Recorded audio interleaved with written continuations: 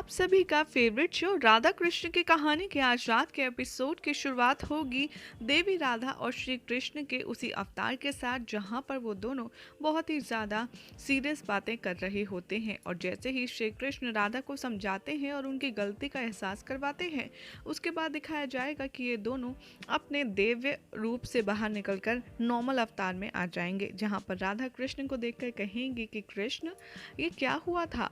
ऐसा प्रतीत हो रहा है कि जैसे मैं स्वयं नारायण से मिलकर आई हूँ। कृष्ण यहाँ बात की गंभीरता को संभालने के लिए कहेंगे कि मैं तो तुम्हें पहले से ही बोल रहा हूँ कि मैं ही तो नारायण हूँ। राधा कहती हैं कि तुम फिर से शुरू हो गए और तुमने फिर से मजाक करना शुरू कर दिया। कृष्ण कहते हैं कि नहीं नहीं राधा, मेरा मतलब है कि हर इंसान में नारायण है। राधा कहती हैं कि हाँ, सत्य कह रहे हो तुम कृष्ण, हर नर में नारायण है और हर नारी में माता लक्ष्मी वास करती हैं। कृष्ण भी कहते हैं कि हाँ, बिल्कुल सही कहा तुमने राधा। साम यहाँ पर इन दोनों की सारी बातें सुन रहा होता है और उसका जो मुंह होता है वो काफ़ी ज़्यादा लटक जाता है, क्योंकि वो बेचारा हमेशा की तरह अपने प्लान में फ्लॉप हो चुका होता है। और जो राधा कृष्ण के बीच में गलतफहमी पैदा करने की साम कोशिश कर रहा था, उनके साथ ऐसा कुछ भी वो नहीं कर पाता। वो सोचता है कि ये क्या, इन दोनों के बीच में सारा विवाद खत्म हो गया और दोनों में फिर से मित्रता हो गई। और उसे ये बहुत बुरा लगता है और वो वहाँ से अपना समूह लेकर के चला जाता है। उधर दिखाया जाएगा कि महादेव से गौरी माँ कुछ कह रही होती हैं, लेकिन महादेव ऐसा प्रतीत करते हैं कि जैसे उन्हें कुछ सुनाई दिखाई दे ही नहीं रहा है। वो कुछ भी जवाब नहीं देते और बस अपने ही काम में मग्न रहते हैं। यहाँ पर माता गौरी आती हैं उनके समक्ष और कहती हैं कि मैं कब से आपको पुकार रही हूँ महादेव, आप उत्तर क्यों नहीं दे रहे हैं। तो यहाँ पर महादेव जो हैं वो गौरी माँ से थोड़ा सा मजाक करते हुए कहते हैं कि नारी से जितना कम हो उतना ही कम बोलना चाहिए, पता नहीं कब क्या हो जाए। तो यहाँ पर माता गौरी कहती हैं कि अच्छा, मतलब सारी नारियाँ आपको वाचाल लगती हैं, जो हमेशा कुछ ना कुछ बोलती रहें जिसका कोई मतलब नहीं होता। महादेव कहते हैं कि गौरी, वो सब छोड़ो, मुझे भी होली खेलनी है। देखो मेरे आराध्य भी होली खेल रहे हैं, तो मुझे भी अब होली खेलने का मन कर रहा है। गौरी माता कहती हैं कि अच्छा, आप होली खेलेंगे, ठीक है। तो और वो रंग का थाल लाती हैं और महादेव पर जैसे ही उड़ाने वाली होती हैं, तो महादेव कहते हैं कि नहीं नहीं गौरी, मुझ पर ये भस्म ही अच्छी लगती है, ये रंग नहीं। तो फिर गौरी कहती हैं कि लेकिन आपके आराध्य तो रंगों की होली खेल रहे हैं। महादेव कहते हैं कि हाँ, लेकिन मेरे रंग तो भस्म से ही निखरता है और रंग मुझे नहीं, सिर्फ मेरे महादेव यानी कि मेरे आराध्य को ही अच्छे लगते हैं। गौरी माँ भस्म लेती हैं और महादेव के ऊपर उड़ेल देती हैं और यहाँ पर इन दोनों की होली इस प्रकार संपन्न होती है और ये दोनों भी बहुत खुश होते हैं।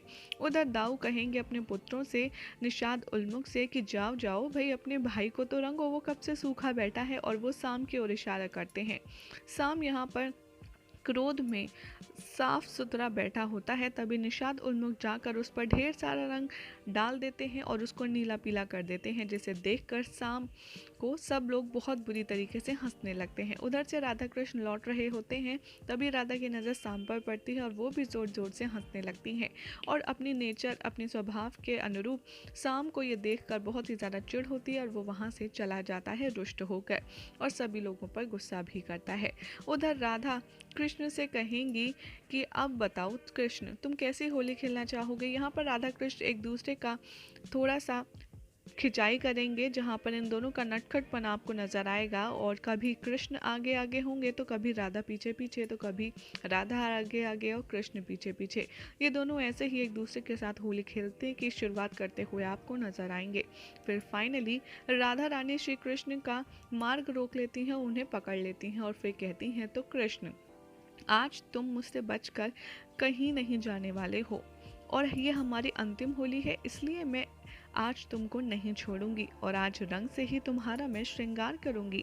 जैसे ही श्री कृष्ण राधा के मुख से श्रृंगार सुनते हैं, उन्हें फ्लैशबैक आने लगते हैं और वो सोचते हैं कि कैसे गोलोक में वो राधा रानी का श्रृंगार किया करते थे, उनकी लट को संवारा करते थे और तभी वो फिर से जो प्रेजेंट है उसमें वापस आ जाते हैं, जहाँ पर राधा कहती हैं कि आज मैं कृष्ण तुम्हारा रंगों से श्रृंगार करूंगी।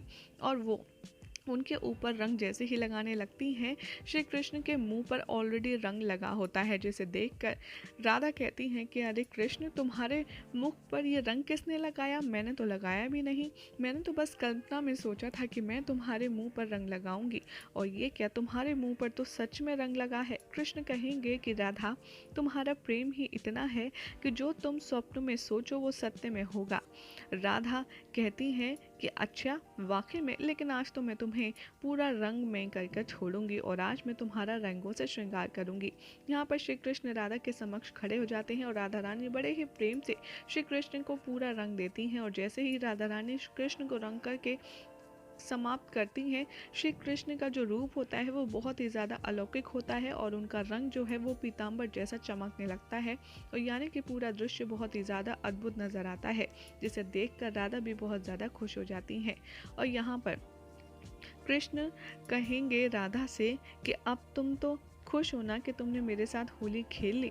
तो राधा कहेंगे कि पता नहीं कृष्ण, तुम्हें क्या क्या समझ आता है और तुम क्या क्या कहते रहते हो, मुझे तो तुम्हारी कोई भी बात तनिक भी समझ नहीं आती। यही हो जाएगा आज रात के एपिसोड का एंड, जिसके बाद कल क्या होगा आपको बताएंगे हम अपनी अलग रिपोर्ट में।